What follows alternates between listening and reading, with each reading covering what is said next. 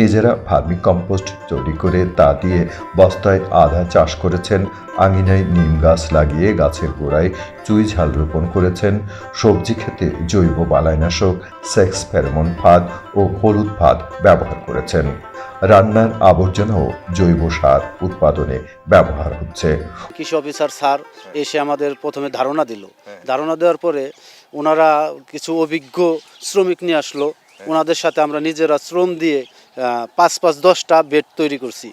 ১০টা বেড তৈরি করে কিছুগুলাতে আমরা লাল শাক, তারপরে পালং শাক, আবার কিছুতে দিছি এক পাশে মরিচ, এক পাশে আপনার এই বেগুন গাছ, আবার মাঝখান দিয়ে লাউ, মানে লাউয়ের ওই যে ডোগা শাক যেটাকে বলে, এই শাকের জন্য আমরা বীজ রোপণ করেছি। আর এখানে আমাদের আর একটা সুবিধা আছে, সেটা হলো আমরা কখনো এখানে কীটনাশক ব্যবহার করি না, জৈব বালাইনাশক ব্যবহার করি। এবং আমরা এই স্যারেদের সহযোগিতায় আমরা অনেক কিছু শিখতে পেরেছি। এখানে আমরা বীজ ব্যবহার করি না, আমরা সব হাতে বানানো বীজ ব্যবহার করি।